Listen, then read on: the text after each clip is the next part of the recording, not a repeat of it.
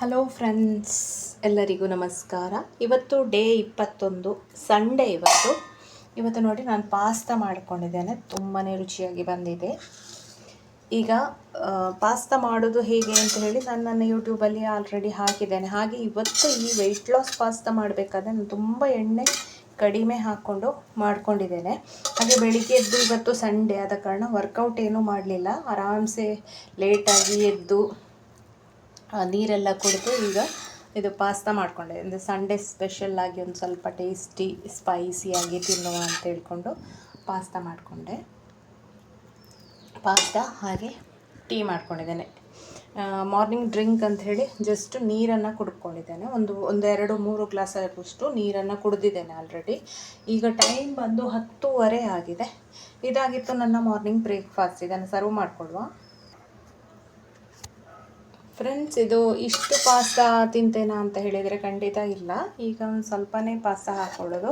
ಇದನ್ನು ನಾನು ಡಿನ್ನರಿಗೆ ಕೂಡ ಸ್ವಲ್ಪ ಹಾಕ್ಕೊಳ್ತೇನೆ. ಇದರ ಜೊತೆಗೆ ತರಕಾರಿ, ಸ್ವಲ್ಪ ಪನ್ನೀರ್ ಹಾಕ್ಕೊಂಡು ಏನಾದರೂ ನೈಟ್ ಡಿನ್ನರಿಗೆ ಕೂಡ ಇದನ್ನೇ ತಿಂತೇನೆ. ಹಾಗಾಗಿ ಬೆಳಿಗ್ಗೆ ಮತ್ತು ಸಾಯಂಕಾಲ ರಾತ್ರಿಗೆ ಒಟ್ಟಿಗೆ ಮಾಡಿಕೊಂಡೆ.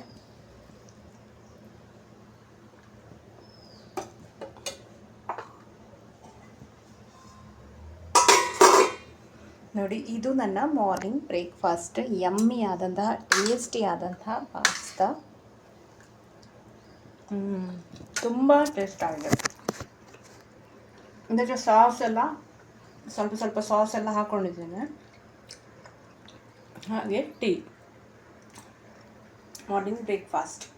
ಫ್ರೆಂಡ್ಸ್, ನನ್ನ ಲಂಚ್ ರೆಡಿಯಾಗಿದೆ.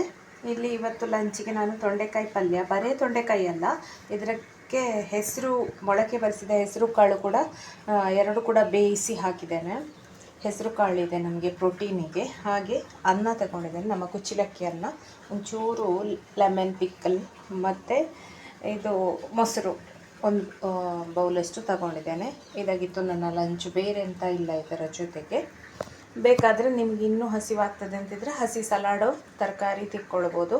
ನಾನು ಇಷ್ಟೇ ತಗೊಂಡೆ. ಇದಾಗಿತ್ತು ನನ್ನ ಲಂಚ್.